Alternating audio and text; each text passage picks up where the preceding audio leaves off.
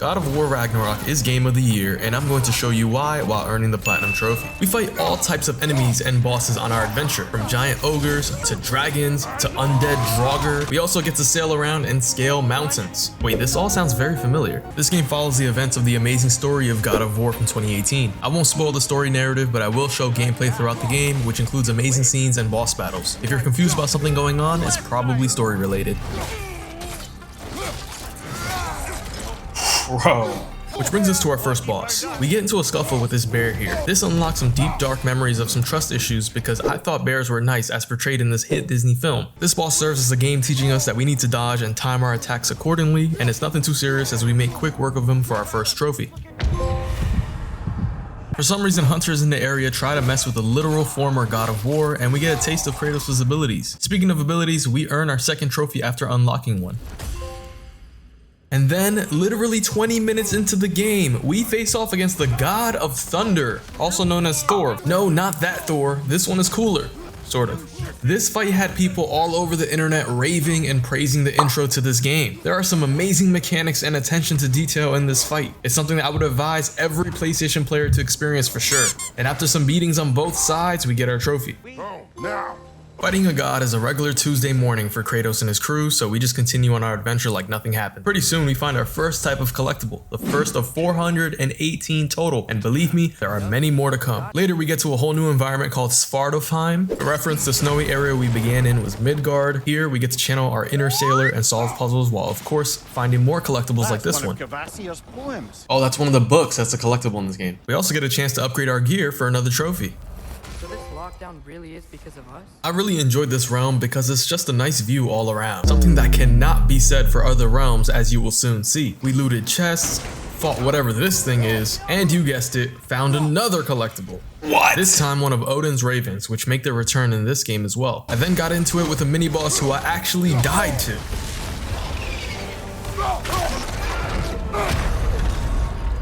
This is a fine mess. I had to jump right back in, and honestly, while editing this, I can confidently say beating a mini-boss made me just a little bit too happy. Oh, this is my chance! Yes, sir! Yeah! He gave me way too much trouble. He deserves this. After plenty of character development scenes, we get control of Atreus for the first time. This game has us playing through several chapters as Atreus on his own, which provides for some great gameplay in its own right, which you'll see soon enough. As Atreus, we get to fight in combat and utilize his unique skills involving his bow, which also comes with his own skill tree, and his own puzzles to solve, but no trophies of his own yet. Back as Kratos, we get to visit a realm that you'll be familiar with if you played the first God of War in 2018. There is a ton of story progression here, and soon enough we find ourselves in conflict. Not very surprising as Kratos is seemingly always in conflict. Although as you can see, it wasn't much of a fair fight the entire time. I was in my bag of combos. Oh my god, he on X Games mode. After that short stint as Kratos, we are back to Atreus in what is probably his longest portion of the game and one of the coolest. We get to turn into a freaking wolf whenever we want, and we get to take in probably the best scenes so far in the game. It's not all sunshine and rainbows though, because it's been a while since the trophies popped, so pretty soon we found ourselves in a bizarre boss fight. Our objective here is to dodge this giant's attacks and then attack her cauldron whenever we get the chance. I found it to be one of the easier boss fights for sure. Thankfully this fight ended our dry spell of trophies.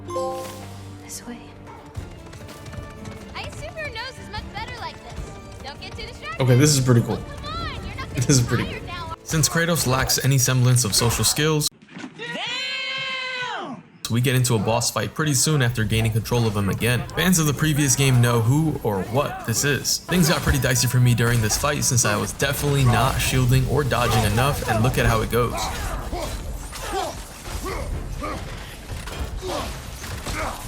Oh! I was so close. You know me though, I don't make the same mistake twice, and I was able to triumph this time for another trophy. By the way, a lot of fights turn into QTEs and cutscenes, which I cut out, just an FYI. Next place we visit is called Vanaheim, and it ended up being my least favorite realm by far for reasons I'll explain later in the video. Here we fight some mini bosses like this forest ancient here who stood no match for us, and like this mini boss named Fisk right here. Now this guy has some cool armor. This guy was definitely someone's Prince Charming or knight in shining armor, you know, before he became an undead monster trying to kill us and stuff. Now the boss battles don't stop there. We face off against this dragon that I showed you in the intro of this video. This guy's pretty immobile and in fact doesn't fly or breathe fire at me. Are we even sure he's a dragon? I googled it and apparently he is. Nonetheless, he gives us a trophy, which is all we really care about. He also gives us access to this amulet, which is some nice new equipment for us that gives us enchantments and back-to-back trophies. Atreus really gets to experience some of the best views in the entire game. We get to go mountain climbing, which makes me reminisce about field day and my childhood. I'm not the only one who had field day as a kid, right? Anyways, look at this view. A couple hours of story development later, we earn our next trophy called Spartan Ways. Fast forwarding past some great storytelling and cutscenes, we find ourselves in some more conflict. And of course, as Kratos, the former god of war just cannot catch a break. I really mean that too, because look at what we're up against. Garm here is not too happy we took away his Scooby snacks and starts throwing a temper tantrum worse than a toddler when it's nap time. I'm taking a nap! You wanna take a nap? I'm taking a nap here. Okay, take a nap right there then. I made good use of my dodging and evading before throwing my axe to get in some good damage, which leads us to our next trophy. Back in this forsaken realm of Vanaheim, we loot the place like we own it and take down this centaur looking creature with this wicked animation. But being who we are, this doesn't satisfy our quench for violence, so we get into a brawl with these two right here, which hardly seems like a fair fight. I mean, you can tell by my laser focused gaze on the screen that I'm really trying to come out of this altercation victorious, hacking away with my axe and shield. And that's when we get into the real fight here. But I quickly realize something is wrong because look at this. It took me a few moments to realize that I had to use a different weapon to start dishing out some damage of my own, and although he whacks me like a baseball bat and can slow down time, he was no match for us. This is it! Got him! You guys don't even know what just happened. That was crazy. Back to appreciating how beautiful the world of God of War Ragnarok is, we get sidetracked visiting some more familiar locations before visiting what I'm claiming yet again to be the best view of the entire game. And it all gets rudely erupted by these two here. These two wannabe Valkyries are nothing like the fearsome foes we faced in the previous game. They can try to block our attacks, but we make sure they feel our wrath. But then there's a twist, and they cheat their way into prolonging the battle like a destiny draw out of Yu-Gi-Oh! Or plot armor for Goku. And you know what? It worked! I was trying to get the green, I was trying to get the health. But like Bryson Tiller, I'm back and I'm better. Nope. Bro. Okay, they always say third time's a charm.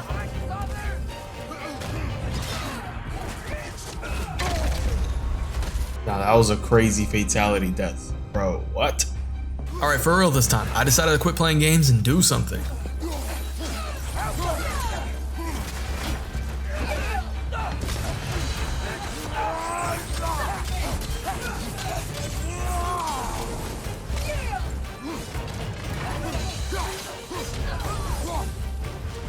Got her, finally got her. That one felt good. We've had quite the journey so far. Things have been getting progressively crazier for us throughout this video, and everything we've experienced so far has led us to this very moment.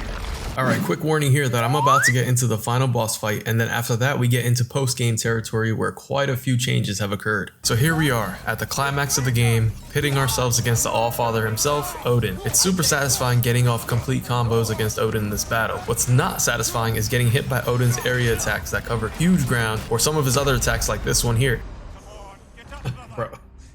However, on the next attempt, I figured out his area attack and got better at dodging and getting off some combos of my own, before utilizing a new strategy of playing darts with Odin. This dart strategy proved to be pretty successful, repetitive, but very successful, because it worked. Oh, this is my chance.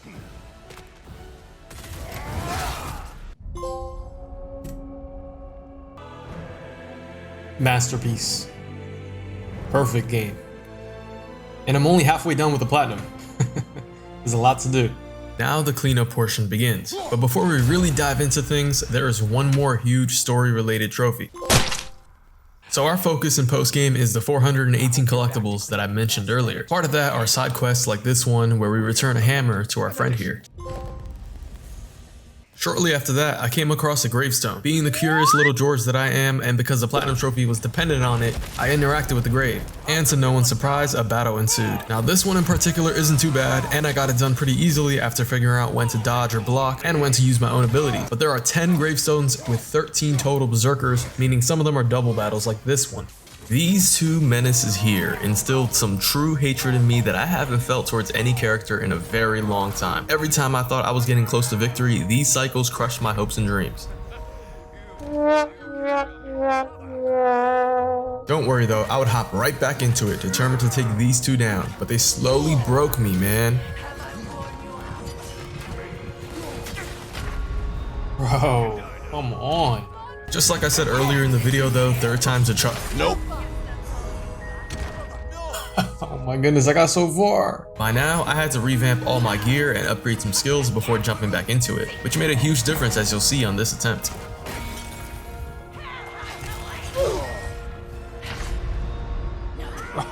Oh. Yeah, I lied. It didn't make a huge difference. What was that, my 4th death already? Fatality. Never mind, let's make that 5 now. My plan now was to focus on one of these jerks at a time, and look at how close I was to taking out one of them.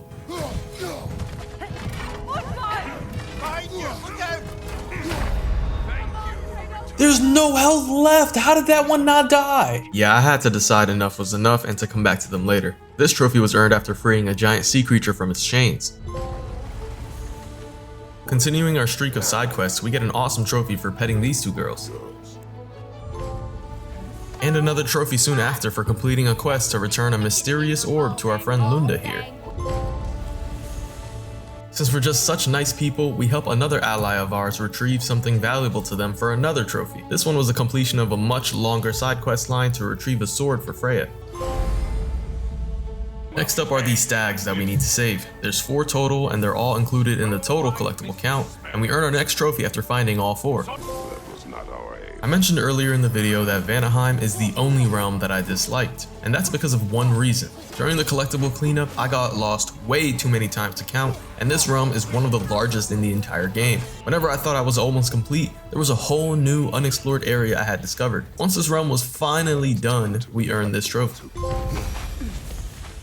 One of the nice things about working on collectible cleanup before bosses is we get to reap the benefits of improved stats and gear, and when we open the last chest here for an upgrade, we earn 2 rewards in one.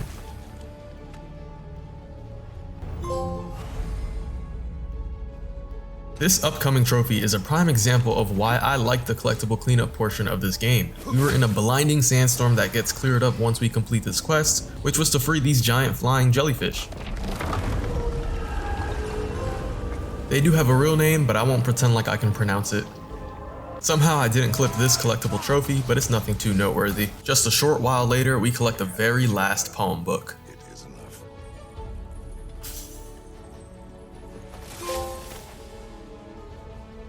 We then shift gears back to violence once again and take down this dragon here. This allows us to fully upgrade our enchanted amulet for another trophy. This right here is a lindworm. There's 6 total throughout all realms that we need to collect for a side quest, and we return them all to our buddy here for research purposes for that sweet trophy. We then channel Kratos' inner green thumb and collect 9 flowers from all realms with a trophy popping after the very last one. Since all of this side tracking is really just preparation for those Berserker jerks I couldn't kill earlier, it's pretty fitting that there is a trophy for crafting some special legendary armor. And immediately another for crafting the very last shield I didn't have yet. Next up are the trials, which make their return in Ragnarok. These are various challenges with different requirements, like rapid enemy health regen that you beat by knocking enemies into lava, or this one here, which is a time trial. They get pretty unique, like this one, which is King of the Hill, and they have 6 larger challenges, an example of which is this one here, which you have to beat 99 consecutive enemies, which ends up being pretty fun because they mix up the enemy types. After about 2 hours or so of trials, we beat some boss enemies to complete them all for a trophy.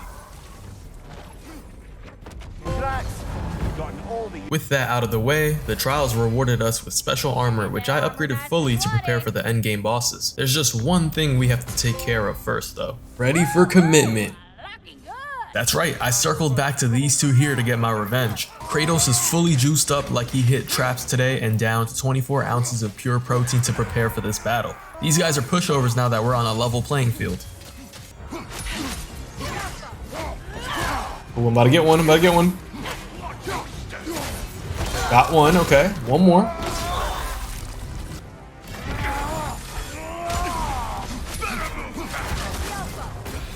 It's so much easier, That was the right decision. It doesn't stop there though, because we had one last Berserker to fight who just so happens to be the king of them all. This guy pulled out all the abilities that his little minions could do too, which really did prove to be difficult for me. Oh my goodness.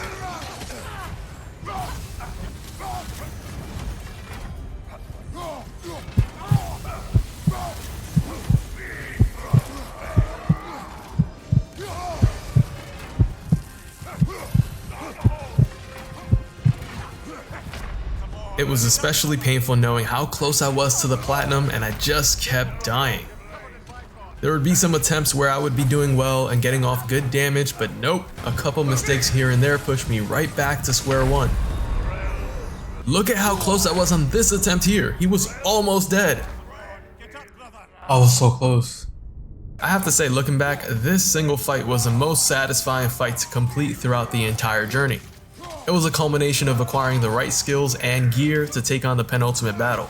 The trophy earned from this fight is my favorite of the entire game, and I also want to say I enjoyed every bit of cleanup. They did a fantastic job weaving in battles, lore, and quests into these 418 collectibles, and I really appreciated it. Did it.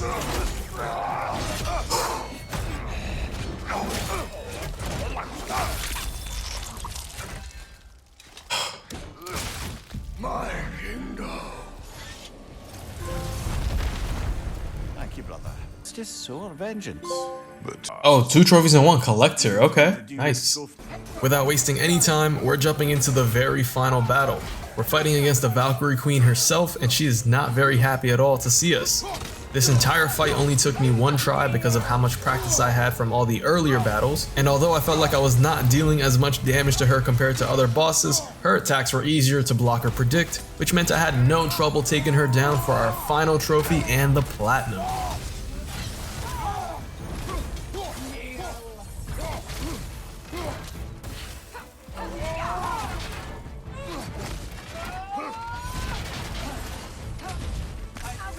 Oh, we did it!